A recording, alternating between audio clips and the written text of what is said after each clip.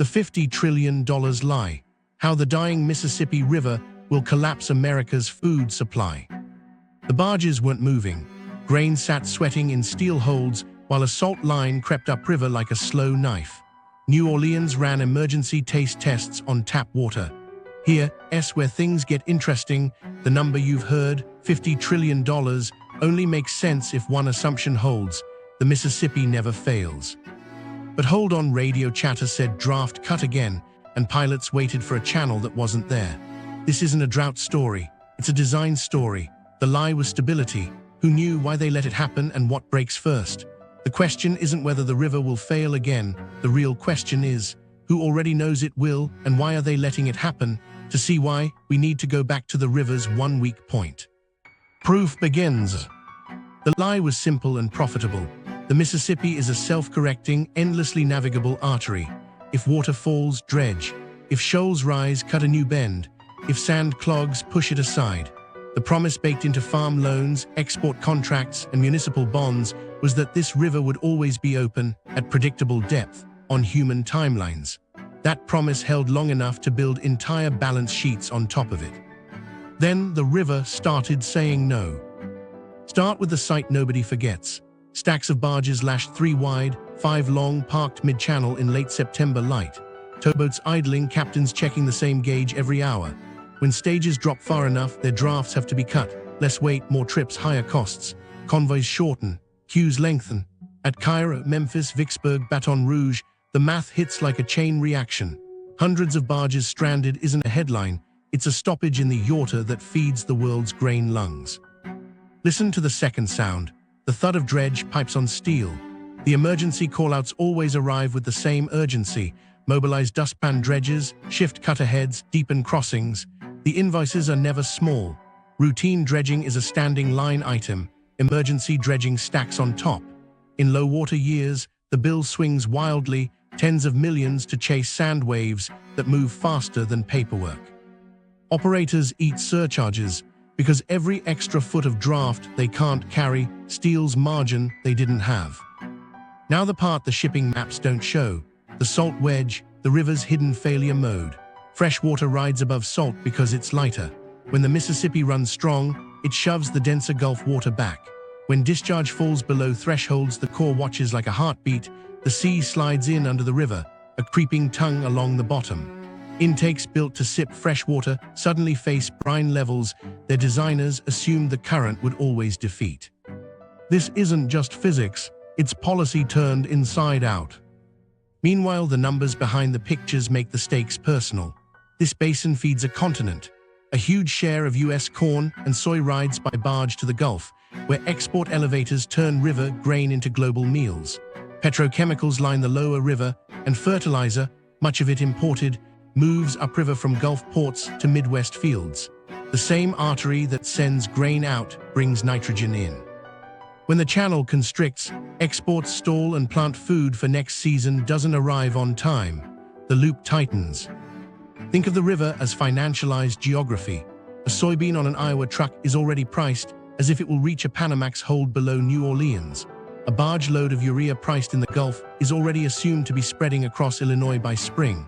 Futures markets, basis differentials, and storage hedges all rest on the same premise. The channel is open, drafts are predictable, timing is reliable. Break the premise and the pricing cracks. Elevators widen basis to cover risk. Farmers delay or dump. Shippers slap on low-water surcharges that ripple through every contract. The lie hides in 2 comforting words: self-correcting. The Mississippi isn't a self-healing machine. It's an engineered performance that requires constant energy, money, and luck. Locks hold stages on the upper river. Revetments pin banks in place. Cutoffs shorten the distance to speed flow, and with it, sediment delivery patterns. Dredging deepened the lower channel to fit the ships we wanted, not the river we had. Every tweak brought benefits and a maintenance bill that arrives whether rainfall does or not. Evidence of failure piles up across seasons. In low water years, barge drafts are cut foot by foot, taking millions of bushels off the move when they're needed most. Emergency dredging campaigns stretch crews and budgets thin. The salt wedge pushes past familiar river miles, and underwater sills, temporary berms, are built in a race against chloride counts. Intake pipes that once had comfortable safety margins stare at thresholds for corrosion, taste, and health. Cities draft contingency plans for barged freshwater, while towboats wait for the next survey to show a deep enough hump. Look at it from a farmer's cab. Grain bins full, a contract date circled, an elevator basis that shifts with each river bulletin. If the river chokes, storage fills and cash is tied up. If fertilizer moves late, the planting plan shifts, maybe the rotation too. Diesel costs climb, and trucking those extra miles to a rail terminal isn't an option at harvest speed. From a barge pilot's wheelhouse, payroll keeps ticking while the river stage dials inch down. Debt doesn't care that the bend silted in overnight. From a municipal plant manager's desk, chloride tests line up against public advisories you don't want to issue. There's a point where equipment starts to suffer, and a point where people do. Health departments talk in thresholds: sodium for vulnerable populations, chloride for taste and corrosion, bromide as a precursor to treatment byproducts. Those numbers get real when the wedge moves faster than the models. All of this funnels into one conclusion: one river controls exports, inputs, and drinking water for millions. Concentration brought efficiency and world-beating logistics.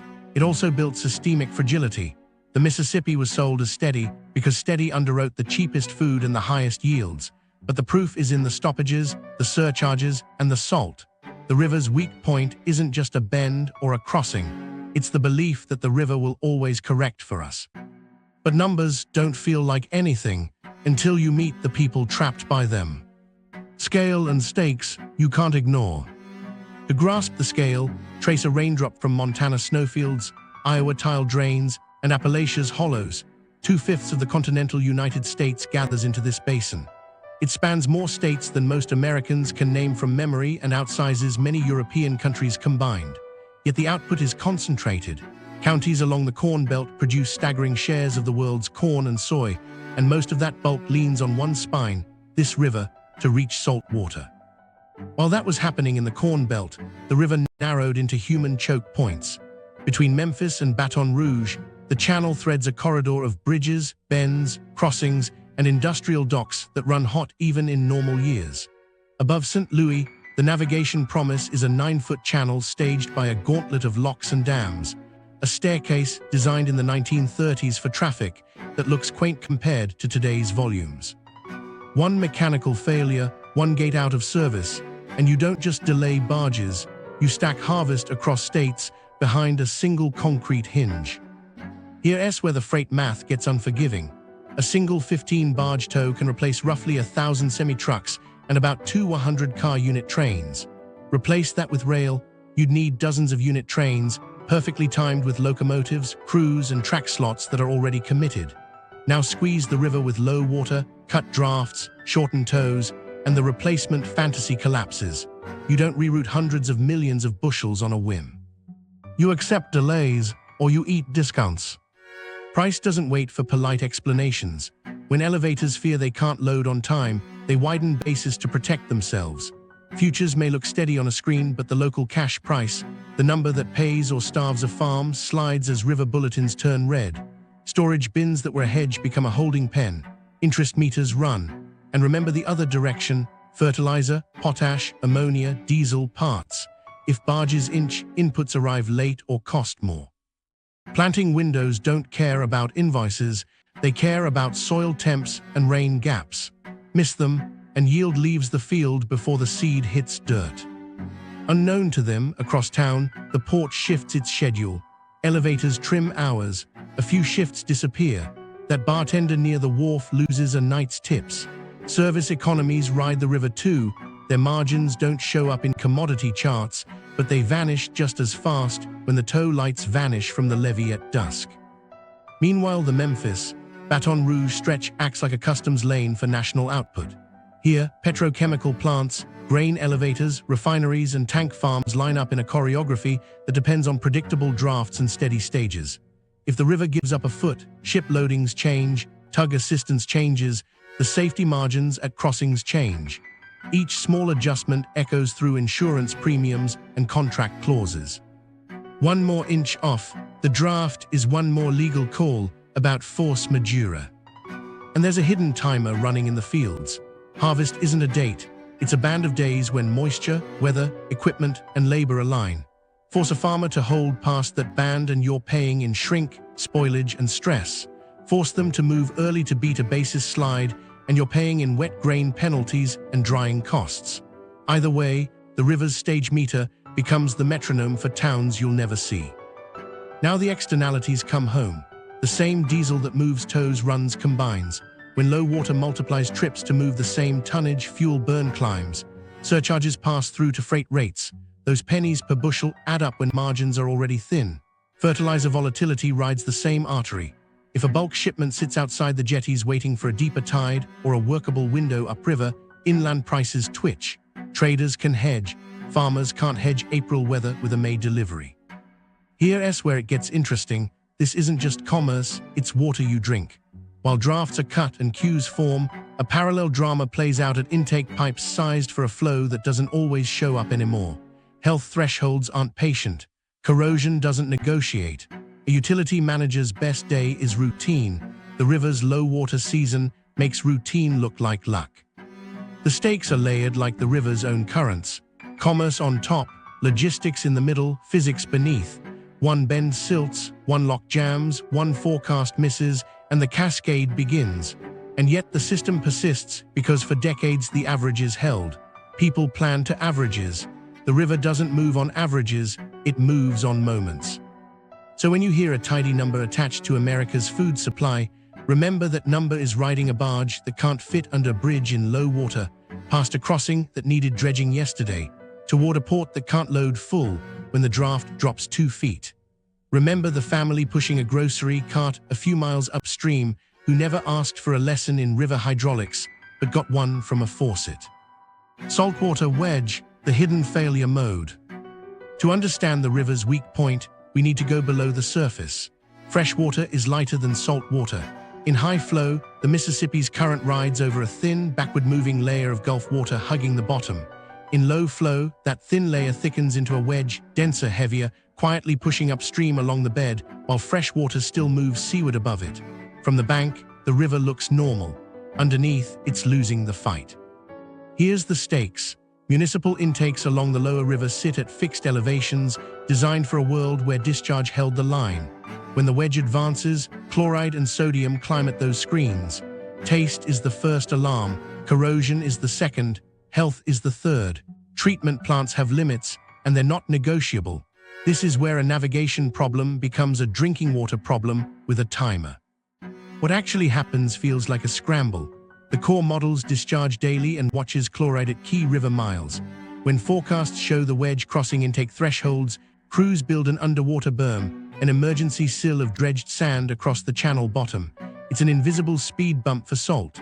Fresh water flows over, the heavy saline layer slows, stalls, sometimes stops. The sill buys time, not certainty, time. In Plaquemines Parish, that clock has rung more than once. Intake stations have shut down for days as chloride counts exceeded drinking water standards. The parish now knows the logistics of moving water by truck and the uneasy rhythm of boil advisories, taste notices, and temporary pipelines. In 2023, as river discharge sagged and the wedge crept past familiar markers, agencies laid out contingency plans for barging fresh water to treatment plants, literal floating lifelines. Meanwhile, farmers listen for a different number. Crops don't tolerate much salt at all during germination and irrigation. Sodium and chloride burn leaves, stunt growth, and tip soils toward long-term structural damage. Irrigation pumps that pull from back channels and intakes face a hard cutoff, past a few hundred parts per million. You're choosing between saving a crop today and salting your ground for next year. That's not a choice, it's a slow loss. Cost comes fast and slow. Building a sill requires dredges, tugs, survey boats, and around-the-clock work. You're moving hundreds of thousands of cubic yards of sand into precise underwater geometry, then monitoring it as the river tries to erase your effort. The bill lands in weeks. The slower bill lands in steel and concrete, corrosion accelerated in treatment plants, meter by meter of pipe seeing conditions its designers never priced into the life cycle. Insurance won't love those change orders. Here's the part that kept hiding in technical memos, intake elevations, and design assumptions. Many plants were built for a statistical river, historic flows, historic salinity, historic sea levels. They were smart for their time. Sea level is up, the delta is sinking, upstream precipitation timing is shifting. The margin between safe and salty has thinned. What nobody knew at the time, or didn't budget for, was how often that margin would be tested. And then there's river physics, stubborn as ever. An underwater berm reduces salinity intrusion locally, but deepen the channel to fit larger ships, and you change the density flow dynamics that feed the wedge. Cutoffs that sped the river also reset how long fresh water lingers over the denser layer. In engineering speak, you're managing a two-layer flow with tools built for a one-layer river. Health lines draw hard boundaries.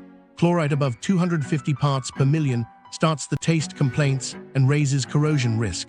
Sodium advisories for sensitive populations kick in lower than that. Treatment byproducts can spike when plants adjust processes to handle higher salinity, introducing a second risk while trying to solve the first.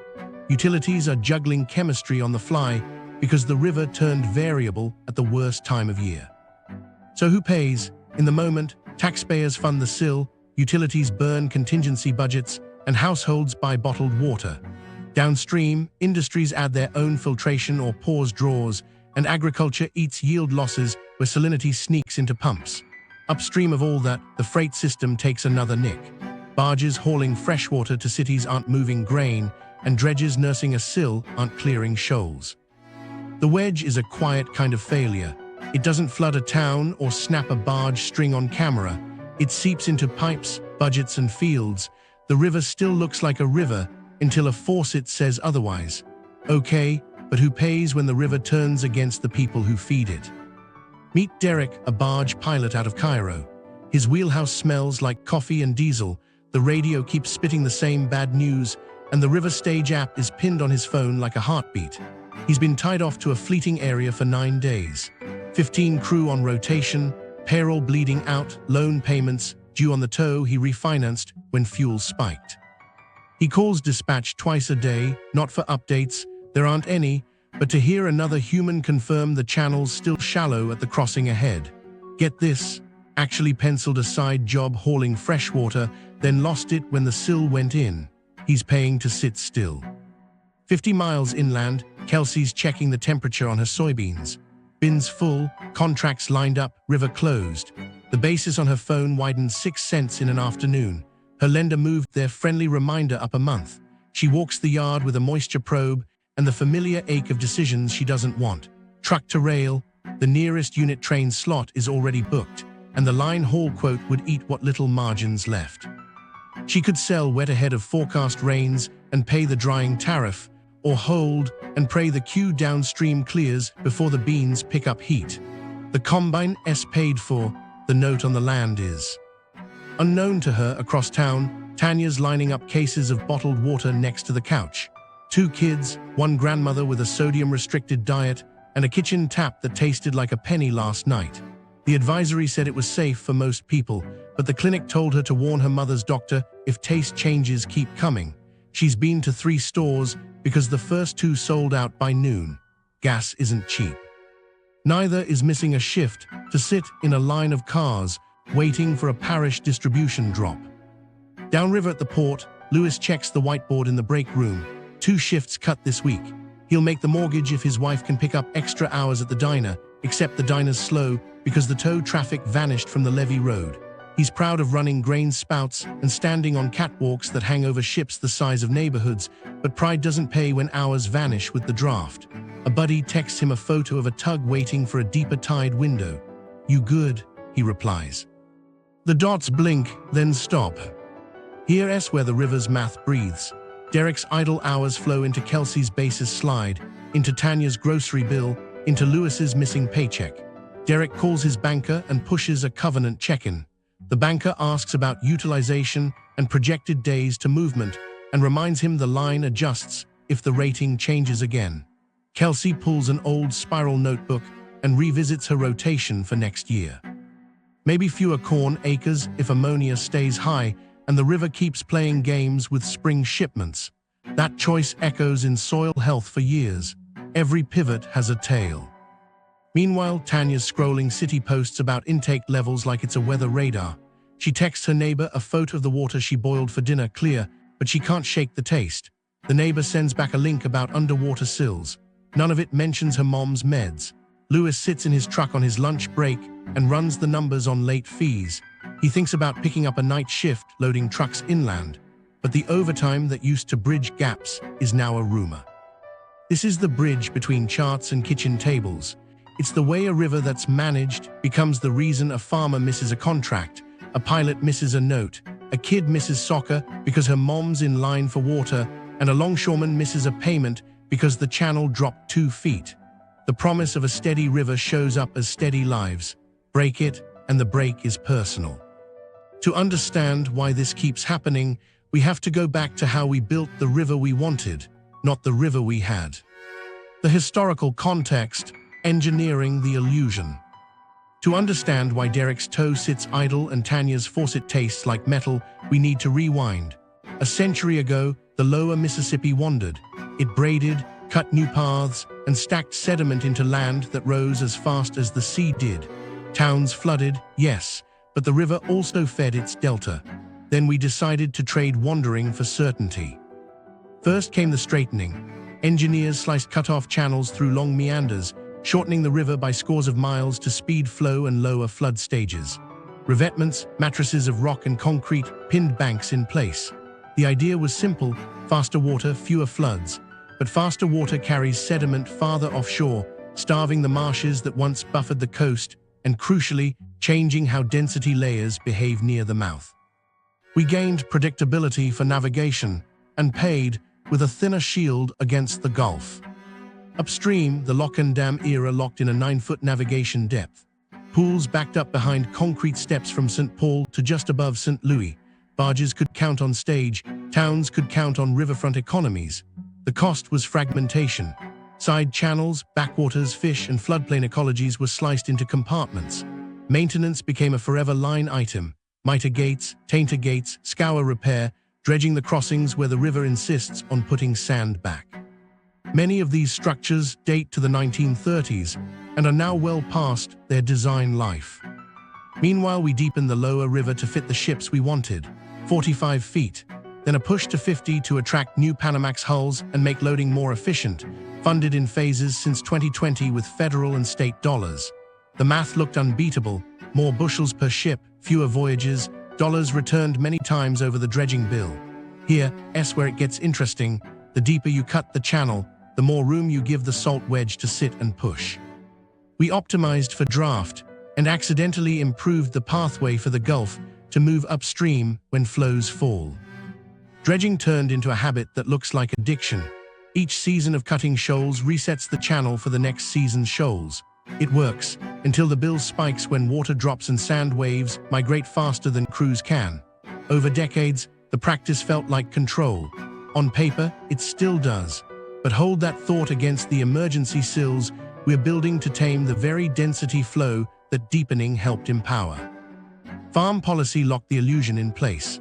We subsidized yield, scaled up monocultures, and built storage, elevators, and contracts that assumed cheap bulk movement to the Gulf. Rail stayed a backstop, trucks stayed local. Export position from the river became a competitive edge we wore proudly. That edge depends on drafts, stages, and schedules. We made corn and soy flow like water. We forgot water is the first ingredient. There were warnings. The 1988 drought sent barges to the bottom and forced emergency measures. In 1999, the Corps built an underwater sill to slow a rare salt wedge.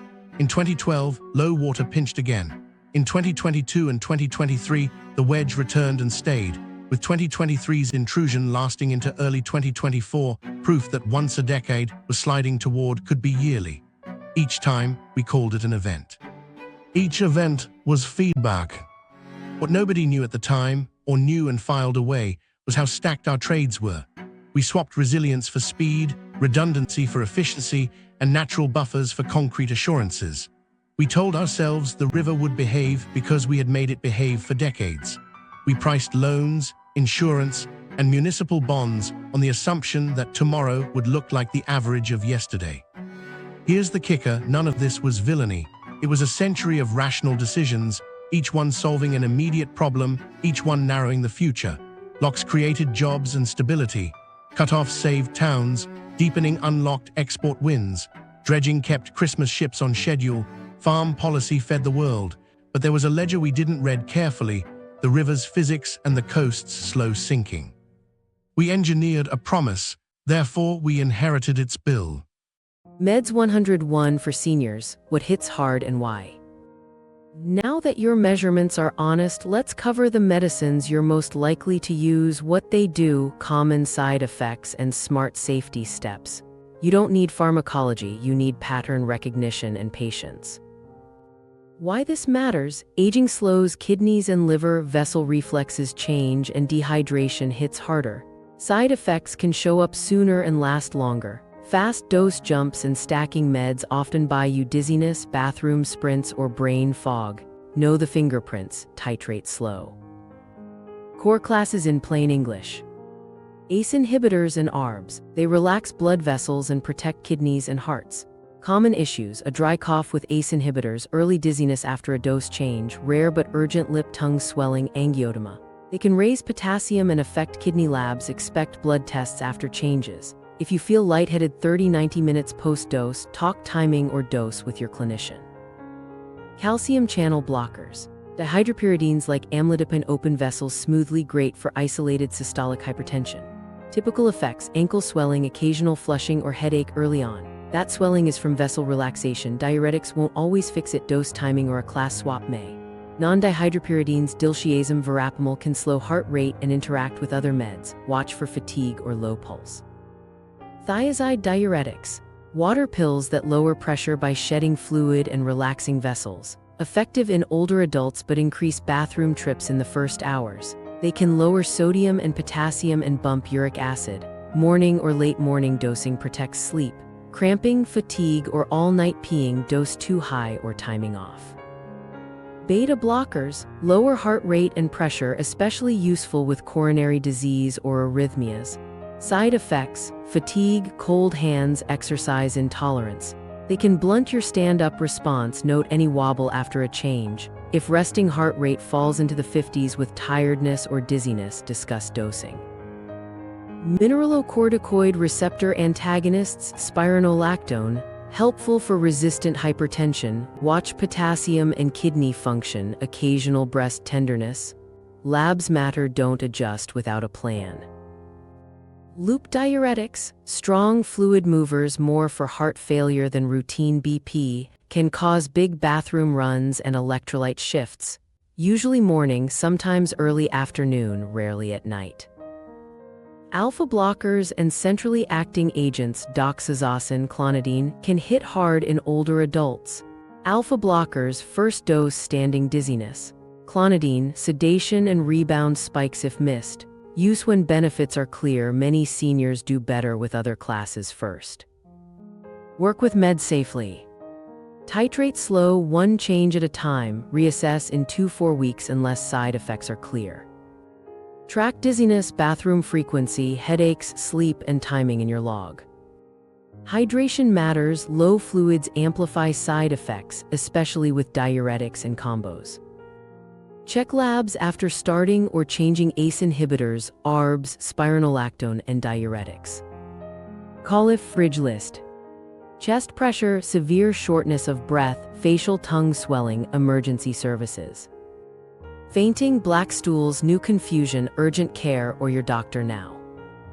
Daily standing lightheadedness, repeated near falls, or heart rate under 50 with fatigue, call your doctor within 24-48 hours. New worsening leg swelling on a calcium channel blocker, message your clinic for a review. Avoid common traps, forcing 120/80 by stacking drugs when you're dizzy, cutting water to fix a diuretic problem, or changing dose and timing on the same day. Doctor script: I'd like the lowest effective dose plan. Can we adjust one medication at a time, aim for an average in the 120s, 130s if I tolerate it, and prioritize fewer dizzy spells and no falls? If labs shift or I get symptoms, can we adjust timing before adding a new drug? Micro story: a viewer on an ACE inhibitor plus amlodipine added a thiazide to Chase Clinic 128. She felt wobbly and peed all night. With her clinician, she moved amlodipine to evening, halved the thiazide, kept it in the morning, and focused on salt. 2-week average, 131.0 near falls. If you remember nothing else, titrate slow, one change at a time, and let symptoms guide you. The danger of too low pressure: falls, brain fog, kidney hits. Now the part nobody tells you: pressure that's too low can hurt just as much as pressure that's too high. The reason is simple: your brain and kidneys need steady blood flow. Drop it too far, especially when you stand, and you starve them for a moment. That's where the wobbles, the gray vision, the brain fog, and the bathroom crashes come from. Why does this matter so much after 60? Reflexes that tighten vessels on standing slow down with age, and stiff arteries can't buffer changes as smoothly. If you push hard for a young target and your body can't keep up, you pay with dizziness, confusion, and falls. A fracture from a fall can steal independence faster than any blood pressure number saves it. If you remember nothing else here, remember this: lower is good only if you tolerate it day to day. What are the red flags? Here's the short list that should grab your attention. A big drop when you stand, especially within the first 3 minutes. Wobble, blurred vision, or about to black out after meds or meals. Brain fog, trouble concentrating, or sudden fatigue that wasn't there before. New confusion or slowed thinking on days your numbers look unusually low. Cramping, dry mouth, or dark urine when you're taking a diuretic. 2 quick micro stories to show how this looks in real life. A 78-year-old retired nurse pushed her average into the teens because lower is better. Her sitting numbers looked perfect at 118/66, but she nearly fainted walking to the bathroom after breakfast pills. She grabbed the door frame, slid to the floor, and bruised her hip. We didn't stop treatment. We moved one long-acting pill to bedtime and eased a diuretic dose. Her average rose into the low 120s, the near faint stopped, and she hasn't had a stumble in months. A 72-year-old cyclist loved seeing 115 on his monitor. He also forgot the fog that hit when he stood up to make coffee. He'd lose his train of thought mid-sentence. After logging 2 3-minute stand tests, we found a consistent 20-point drop with symptoms. With his clinician, he split one dose and shifted timing earlier in the evening. His average landed around 126. The morning fog lifted, and his wife noticed his conversations were back on track. Now let me show you exactly how to check for this at home. Do the 3-minute stand test on a calm morning. Sit quietly for 5 minutes, take your pressure, then stand up, start a timer, and check again at 1 minute and 3 minutes. Keep your arms supported at heart level as best you can and don't hold your breath. If your systolic drops by a lot and you feel woozy, especially with symptoms, log it. The pattern matters more than a single dip. Here's how to make that log useful. Write the time, your medication timing, the 3 readings, and a word for any symptom: lightheaded, blur, unsteady. Repeat on 2 or 3 different mornings. If you see a consistent drop with symptoms, bring that to your clinician. Numbers plus symptoms is the doorway to safer adjustments. Now here's where most people mess up. They see a pretty low number and think, perfect. Then they ignore the fact that they almost fell getting to the bathroom. Don't call it a good low. If low comes with fog, wobble, or a near faint, it's not good for you. Another mistake is dehydrating yourself to avoid bathroom trips from a diuretic. That backfires. Low fluid shrinks your circulating volume and makes the drop worse. Let's talk kidneys for a second. Your kidneys are pressure-sensitive organs. If your pressure runs too low for you, especially combined with dehydration or certain meds, your labs can show strain. That doesn't mean fear treatment. It means respect the balance and check labs when doses change. Here's a quick win you can try if your doctor approves. Time fluids and salt smarter. A glass of water with a pinch of salt or a salty snack before you know you'll stand a lot can help some people with symptoms of low standing pressure. The key is strategic, not random. If you have heart failure or kidney disease, you need your clinician's green light before boosting salt. Don't guess. Micro story time. I chased 115 for a week because it looked clean. My mornings were fine sitting, but the world tilted every time I stood. I backed off with my doctor, adjusted timing, raised my average into the 120s, and I felt human again. Same heart protection, fewer near falls. Let me give you a practical now you try plan for the next 7 days. Do 2 3-minute stand tests on different mornings and log numbers plus symptoms.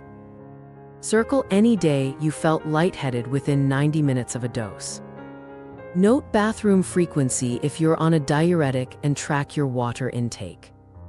If your clinician okays it, try a small, earlier in the day fluid and salt routine and move diuretics to morning. If the stand tests show consistent drops with symptoms or you're collecting near falls, reach out to your clinician. Ask about easing dose peaks by adjusting timing, lowering a dose, or splitting it when appropriate. Bring your logs. You're not asking to abandon control, you're asking to protect your brain, your kidneys, and your balance while keeping your heart safe. The reason this works is you're treating the right problem. You're not chasing a trophy number, you're building a pressure lane you can live in, steady enough to protect organs, high enough to stay upright and think clearly. And once you stabilize lows, everything else, movement, sleep, salt, and stress skills, starts helping instead of fighting your plan. Salt, water, and potassium, simple food fixes. You've studied timing and lows, now lock in the easy wins from your kitchen.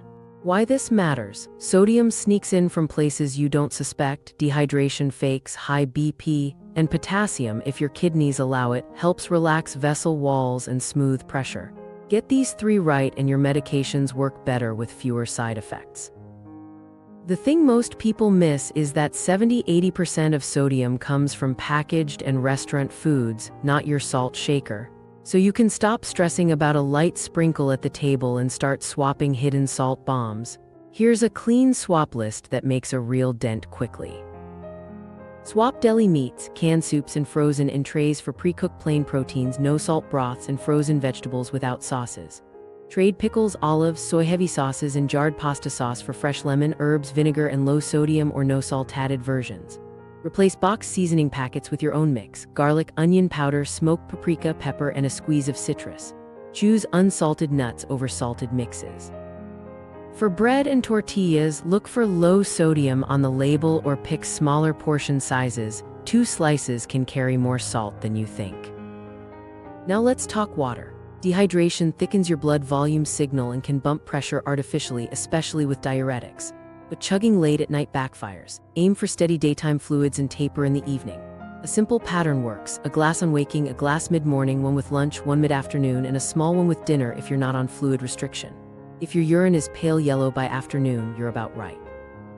Darker means you probably need more earlier in the day.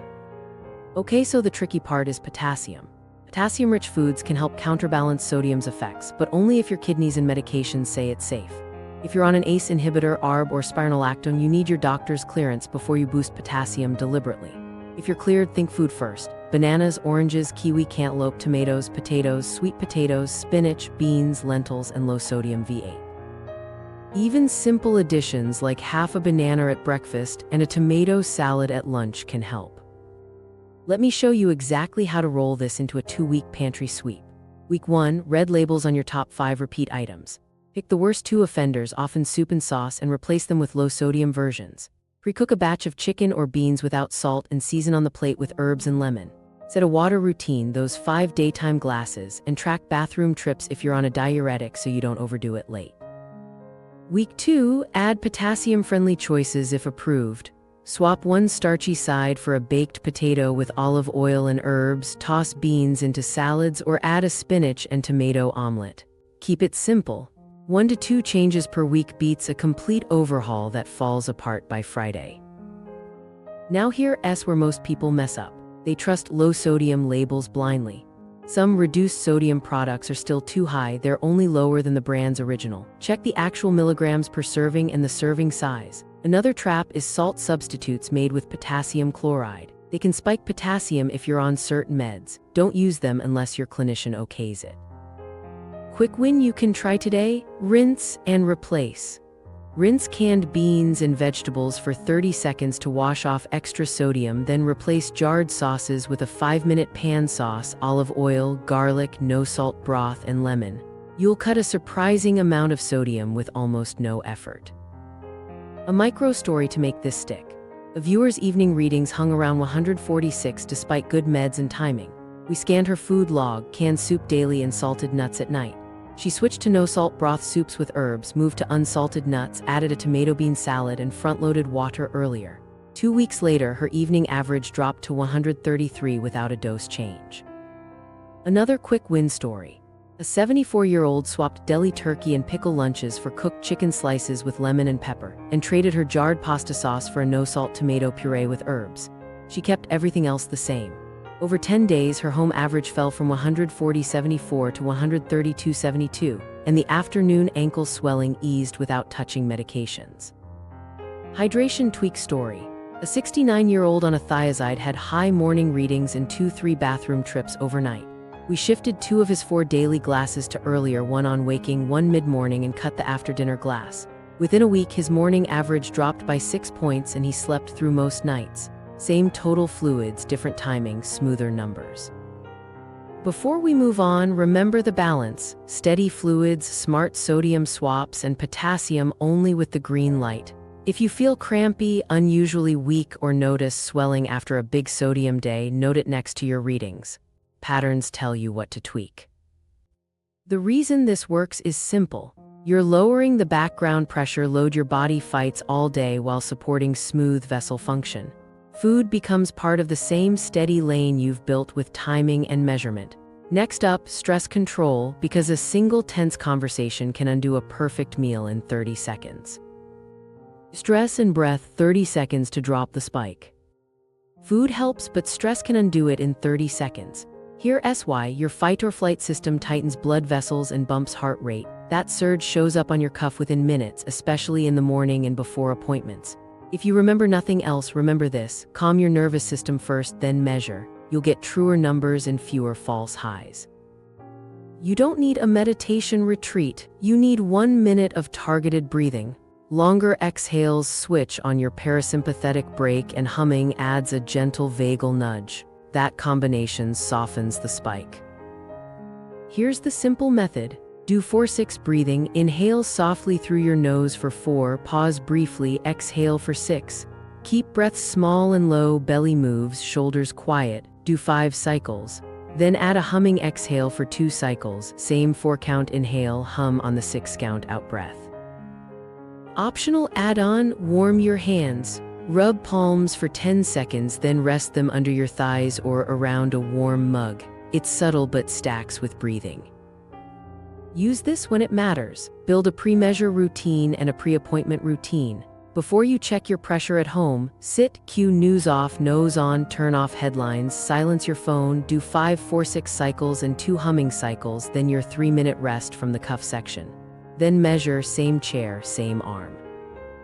For clinic days, start in the car or lobby, 5 breaths in for 4, out for 6.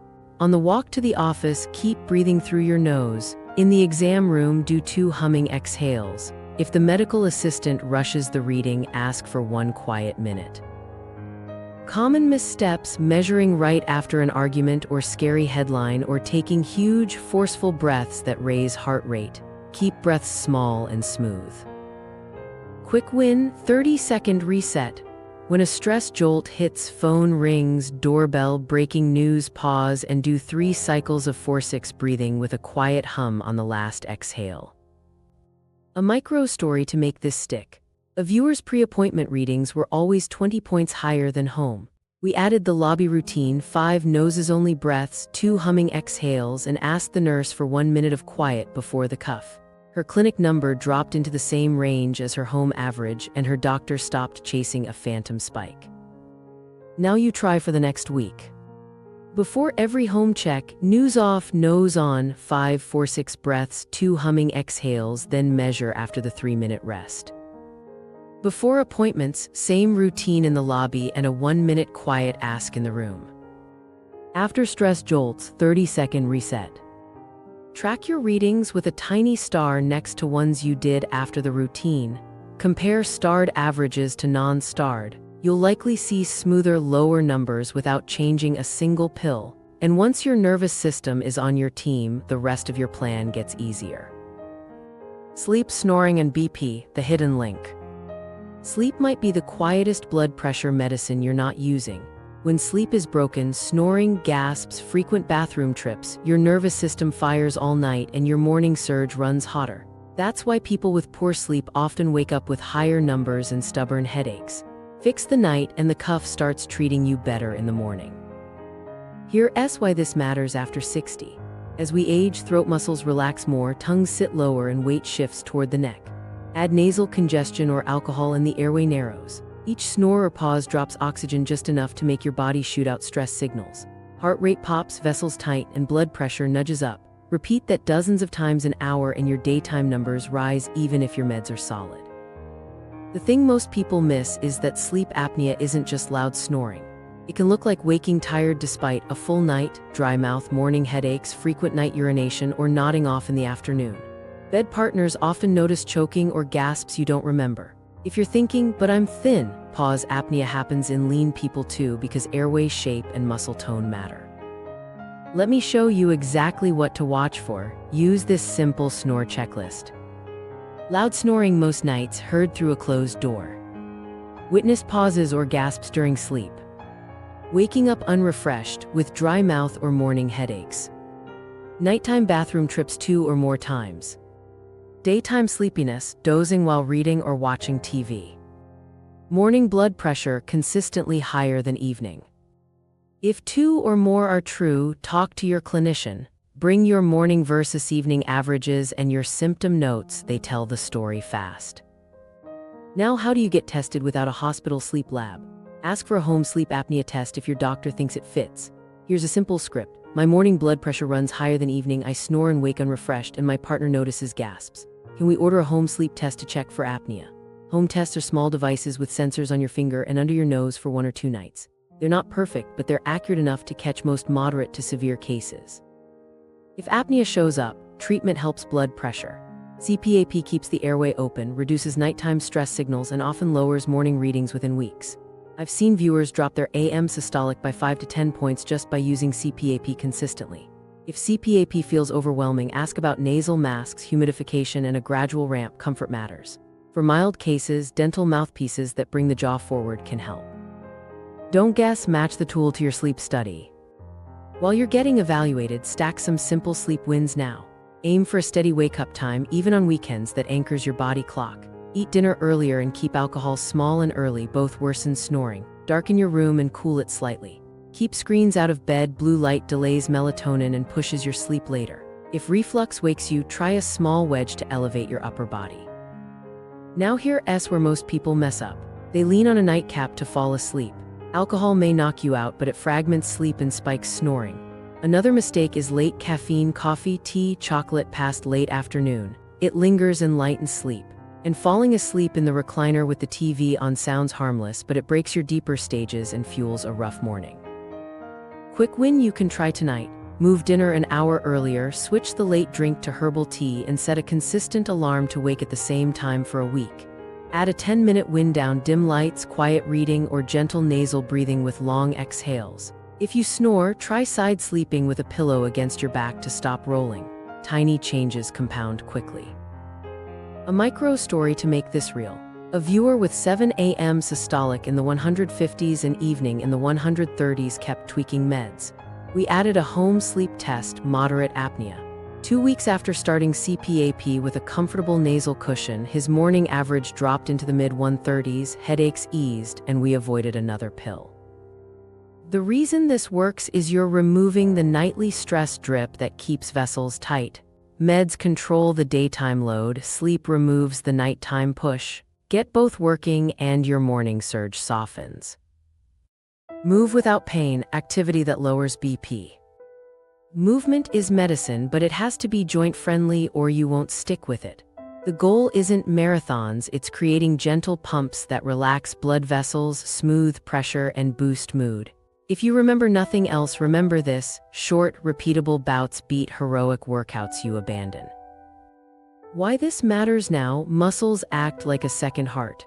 When they contract and relax, they help push blood back to the heart, lower resistance in the arteries, and improve insulin sensitivity.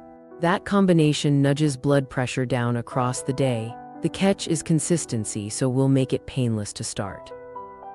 Let me show you a simple menu with 3 options: walk, light resistance, and chair intervals. Pick one to start, then stack them. Walk, use the talk test. You can speak in full sentences, but singing would be hard. Start with 10-minute chunks 3 times a day: morning, afternoon, early evening. Indoors works: laps in a hallway, around the kitchen island, or up and down the driveway. If balance is shaky, use a rollator or walk inside near a counter. Aim for a relaxed, steady pace the first week. Speed comes later. Light resistance. Think strength snacks, not gym sessions. 2 or 3 moves, 8-10 slow reps each, once or twice a day. Examples: sit to stands from a chair, wall push-ups, and supported heel raises. If you have bands, add a gentle row anchored in a door. On sit to stands, press through your heels, keep knees tracking over toes, and tap the chair between reps if needed. These moves build leg and core strength, which protects balance and lowers pressure over time. Chair intervals, perfect for days when joints complain. Sit tall, feet flat, and march in place for 30 seconds. Then heel taps forward for 30, then toe taps out to the sides for 30. Rest 30 seconds. Repeat that mini circuit 5 times. Finish with ankle circles and shoulder rolls. You'll raise your heart rate gently without pounding your knees or hips. Now, how to fit this into real life. Use 10-minute chunks 3 times a day. Morning wake walk after you check your pressure, an afternoon energy walk, and an evening digestion walk after an early dinner. On resistance days, swap the afternoon walk for the strength snack. If a day goes sideways, do 1 chair circuit during a commercial break. Progress comes from showing up, not perfection. Here's where most people mess up. They do nothing all week, then go hard on Saturday. Hello, sore joints and blood pressure spikes. Or they quit after 1 bad day. Don't. Use the good, better, best mindset. Good: 1 10-minute walk. Better: walk plus a strength snack. Best: walk, strength, and a chair circuit. Any of those wins counts. Let me show you how to pace safely. Use a simple 1-10 effort scale. Keep most sessions at a 4-6 moderate. You can talk.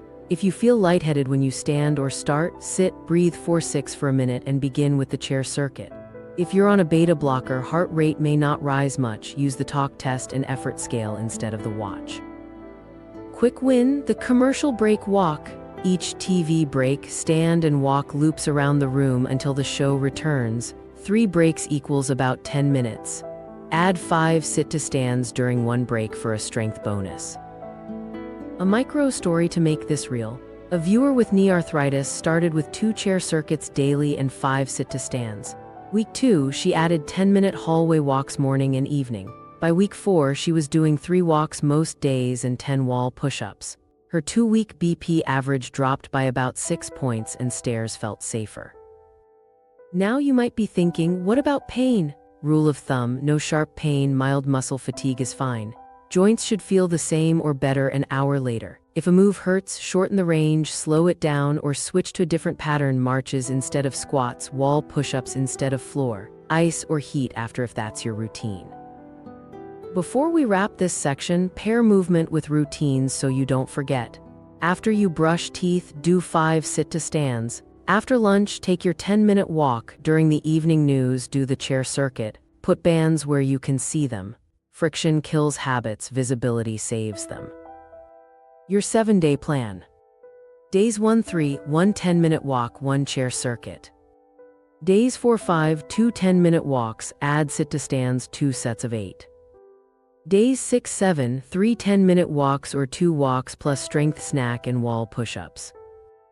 Log what you did next to your blood pressure. When movement goes up, you'll often see smoother numbers in a week or 2. Keep it gentle, keep it daily, and let the results compound. When you're moving in short, repeatable bouts, the rest of your plan works better, and you're ready to wrap this up with the key takeaways. Your weekly BP routine: simple, repeatable, doable. Here's the truth: habits beat willpower. You don't need a perfect plan, you need a repeatable rhythm you can run on autopilot. If you remember nothing else, remember this: same chair, same times, same steps. Consistency makes your numbers meaningful and your days steadier. Let's build a simple weekly rhythm that fits on 1 page and lives on your fridge. Measure days. 4 days a week is enough for most people: Monday, Wednesday, Friday, and 1 weekend day. On those days, you'll do the same morning and evening routine you've already learned: quiet 3-minute rest, 2 readings 1 minute apart, log the second. Take morning readings before pills and breakfast, take evening readings before dinner, not after. Move days, aim for 6 movement touches per week but keep the bar low. Use the good, better, best menu. Good 1 10-minute walk. Better walk plus a strength snack. Best walk, strength, and a chair circuit. Rotate so joints stay happy. If you miss a day, tomorrow is a clean slate, no punishment laps. Food prep, pick one 20-minute slot on Sunday for a salty swap reset. Scan labels on 2 regular items and replace the saltiest ones. Batch cook 1 plain protein and 1 pot of beans or lentils with no salt seasoning. Pre-chop a bowl of tomatoes, cucumbers, or leafy greens so you can toss together quick low-sodium meals. Fill a pitcher to remind you to front-load water during the day.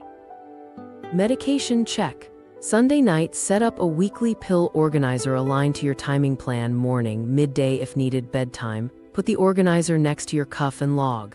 Pair doses with routines you never skip: teeth, breakfast, dinner, brush. If your doctor adjusted anything, tape the new plan next to your crisis card. Sleep anchors. Choose one consistent wake-up time and protect it. Move dinner a bit earlier, keep the late drinks small and early, and do your 60-second breathing wind down before lights out. If you're testing or treating apnea, keep that gear by the bed and plug it in during the day so night use is friction-free. Stress cues. Add nose off, nose on to your measurement routine and to any moment you feel your chest tighten. 3, 4, 6 breaths and a humming exhale become your pattern interrupt. Put a tiny sticky note on the TV remote and your phone as a reminder. Your 20-minute Sunday reset looks like this. 5 minutes, swap 2 salty items for low-sodium versions and rinse canned beans for the week. 5 minutes, set up the pill organizer and tape the current plan to the fridge. 5 minutes, pick 4 measure days and pencil ME on a calendar for morning, evening. 5 minutes, schedule movement, 3 10-minute walks and 2 strength snacks plus 1 chair circuit on your hardest day. Your nightly 5-minute check keeps you on track. Confirm tomorrow is a measure day or a move-focused day. Place the cuff and your chair ready for the morning. Set water out on the counter for your first daytime glass. Do 2 relaxed 4-6 breaths to cue sleep. Common mistakes to avoid: all-or-nothing thinking, chasing perfection, and adding 3 new habits in 1 week. Keep changes tiny: 1 timing tweak, 1 salty swap, 1 extra walk. Another trap is logging too much. You only need date, second reading, PM second reading, pill times, and a 1-word symptom note. Clean beats complicated. Quick wins you can start tonight. Put your cuff, log, and pill box in 1 BP station. Write good, better, best on an index card and tape it where you watch TV. Preload a text to yourself that says measure before coffee. Schedule it for your measure days. Why this works? You're turning healthy actions into defaults. No heroics, no guesswork. When the routine runs the day, your pressure stays in a steady lane, your energy climbs, and your visits get simpler. You'll feel it within 2 weeks. Here's what matters most. You're not chasing a trophy number, you're building a steady lane you can live in. Use age-smart targets, pair every number with how you feel, measure cleanly at home, and place your doses so mornings are protected without midday dips. Then anchor it with simple habits you can repeat on autopilot. That framework keeps your heart and brain safe while protecting the things that actually matter: your balance, your clear thinking, and your independence. Why this counts today: falls can steal freedom in seconds, pretty lows can fog your thinking, and rushed office readings can push you into overtreatment. When you follow the framework, age-smart targets plus clean measurements plus smart timing plus simple habits, you get fewer scares, steadier days, and a plan you can trust. Your next steps. Set your 2-week home average using the 3-2-1 method and log symptoms next to times. If mornings run high or you feel dips after doses, talk timing, not just more pills. Keep the kitchen swaps simple this week so your numbers ease without extra medication. If this helped, subscribe for senior smart guides that turn complex advice into simple routines. Then watch the bonus follow-ups. Crisis Playbook: what to do with sudden spikes, scary lows, or new symptoms, step by step so you stay safe while you wait for care. Perfect doctor visit: the exact script, 2-week log, and questions that get you a safer, personalized plan in minutes. You've got the tools. Start with one step today, same chair, same time, same calm breaths, and let your averages tell the story. Protect your heart, keep your balance, stay clear and independent.